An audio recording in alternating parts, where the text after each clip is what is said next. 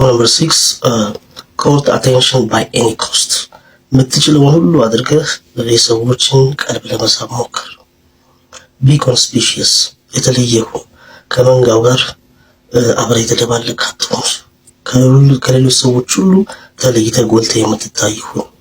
ኢምፕረስ ፐብሊሲቲ፣ ዝናን ታዋቂነትን አጥብቀህ ፈልግ።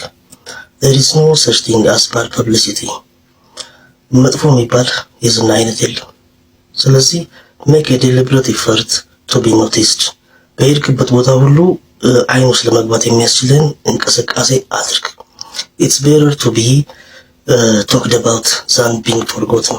ከመረሳት መታማት ይሻላል የሚል ኮንሴፕት ነው ያለው።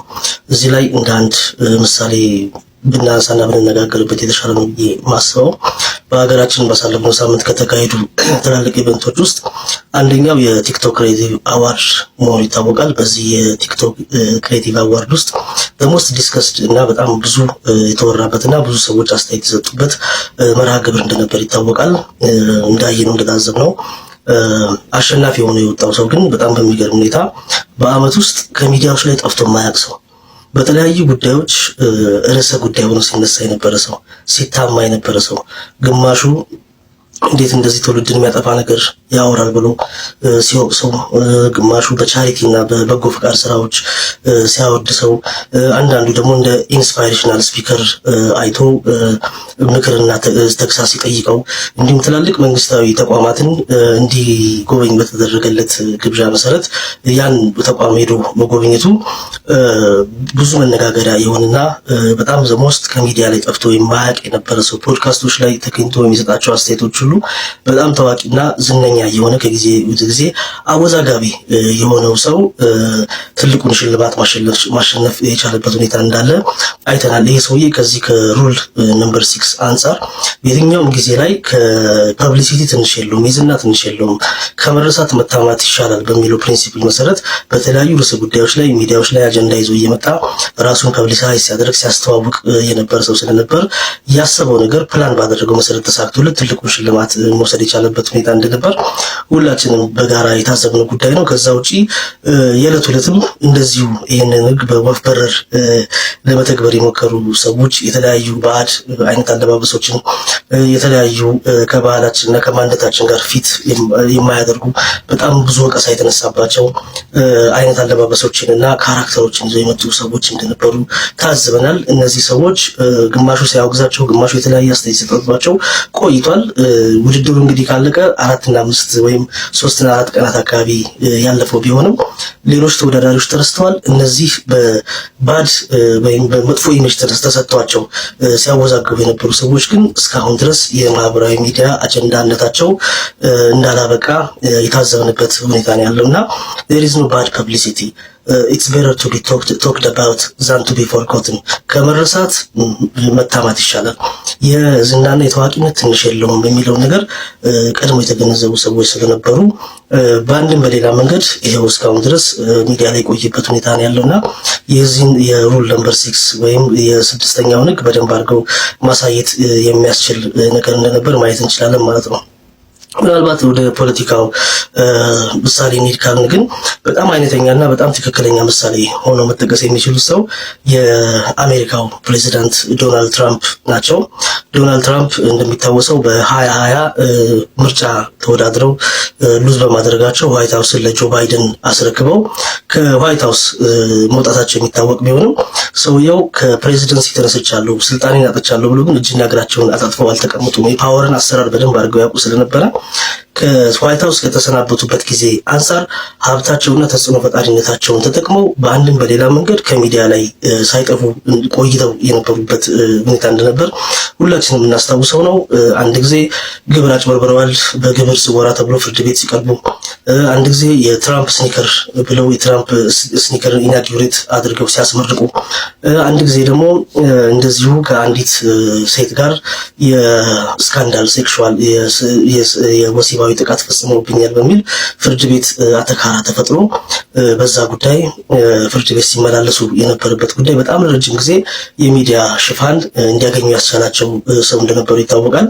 በ2022 ምርጫውን የ2024 ምርጫ እንደሚወዳደሩ ይፋ ካደረጉ በኋላም ባሉት 2 ዓመታቶች ውስጥ የሰሯቸው ስራዎች በጣም ዘሞስት አወዛጋቢ እና በጣም ከሚዲያ ላይ እንዳይጠፉ ያደረጋቸው ስቴትመንቶችን በመናገር የሚታወቁ ሰዎች ናቸው።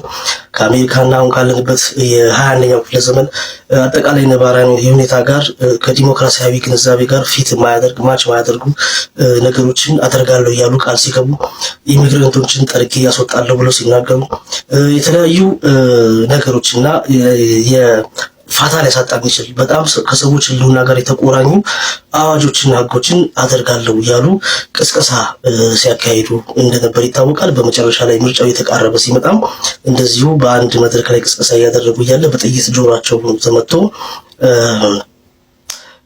በመውደቃቸው የበለጠ የሰውን አቴንሽን መሳብ የቻሉበትና ሌሎች ተወዳዳሪዎች ኤግዚስት ማድረጋቸው እስከሚረሳ ድረስ እስከ መጨረሻው ቀን ድረስ በጣም የሴንተር ኦፍ አቴንሽን ሆነው መዝለቅ መቻላቸውና በመጨረሻ ምርጫውን በሰፊ ልዩነት አሸንፈው ባሰቡትና ባቀዱት መሰረት ፕሬዚደንሲውን ተረክበው ዋይት ሃውስ መልሰው መግባት የቻሉበትን አግባብ እንደፈጠሩ ሁላችንም የምናውቀው የቅርብ ጊዜ ትዝታ ነው ማለት ነው።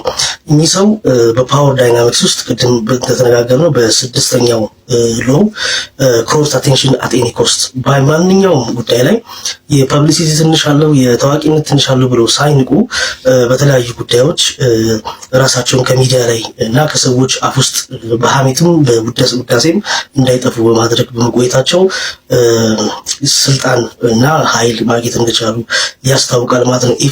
if you are forgotten ሰዎች ከረሷችሁ ሰዎች የእናንተ ኤግዚስተንስ በሰዎች ህልውና ላይ በበጎ መልኩም በጥሩ መልኩም ኢምፓክት አለው ብሎ ማሰብ ካልቻሉ ፓወርፉል ሰው ነው ወይም አስተዳዳሪ ነው ብሎ መውሰድ አይቻልም ማለት ነው።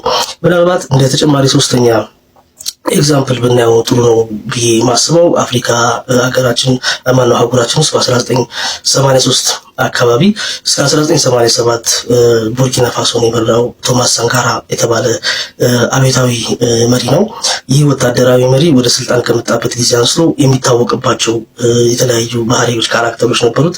አንደኛው ቀጥ ያለና አቋም ላይ የተመሰረቱ ንግግሮችን የወጣቱንና የነጻነትን የሚሰብኩ ንግግሮችን መናገር እንዲሁም ለነጻነት መሟገት ወደፊት እንዲኖር የሚፈልገውን ትውልድ እንዴት አድርጎ ከስነልቦናዊና አካላዊ ጭቆና ማውጣት እንደሚቻልና የበለጸገች ሀገር መመስረት እንደሚቻል በተደጋጋሚ ሲናገርና መልእክት ሲያሰብ በማስተላለፍ ይታወቃል። ከዛ ውጪ ግን በጣም ቀለል ባለ መልኩ ወይ በቲሸርት ወይ በምናምን ነገር ከሚሊተሪ ውጪ አንዳንድ ቦታዎች ላይ ወይ ችግኝ ሲተክል ብዙ ጊዜ ይገኝ ነበር። ችግኝ የተከለ ነው ሲባል ደግሞ አንዳንዴ በሳይክል መንገድ ጎዳናዎች ላይ ሲንሸራሸር ይታያል። አንዳንድ ጊዜ ደግሞ መገኘት የሌለባቸው ቦታዎች ቀለል ያሉ ሰዎች ጋር እየተገኘ ሰላምታ ሲሰጥ ፍቅሩን ሲገልጽ የተለያዩ ስጦታዎችን በማበርከት ከሚዲያ የማይጠፋና በጣም ሴንተር ኦፍ አቴንሽን የነበረ ሰው ተደርጎ ይወሰዳልና ዋናው ነገር በዚህ ነምበር 6 ውስጥ የሚተላለፈው መልእክት ባይ ኤኒ ሚንስ አንተ አትራክት የምታደርግ አቴንሽን መውሰድ የምትችል ሰው ካልሆንክ የአቴንሽን ማግኔት መሆን ካልቻልክ የሌሎች ሰዎችን ቀልብ የምትገዛ የሌሎችን ሰዎች አይን ውስጥ የምትገባ ሰው መሆን እስካልቻልክ ድረስ ፓወርፉል መሆን አትችልም። ስለዚህ በሚቻለው መንገድ ከመረሳት መታማትም ስለሚሻል በተቻለ መጠን የሴንተር ኦፍ አቴንሽን መሆን የምትችልበትን አግባብ ምረጥ። ሰዎች ከረሱ ፓወርፉል ልትሆን አትችልም። ሰዎች ባስታወሱ ቁጥር ግን ፓወርፉል የመሆን አቅም ይኖርሃል የሚል መልእክት ነው ያለው።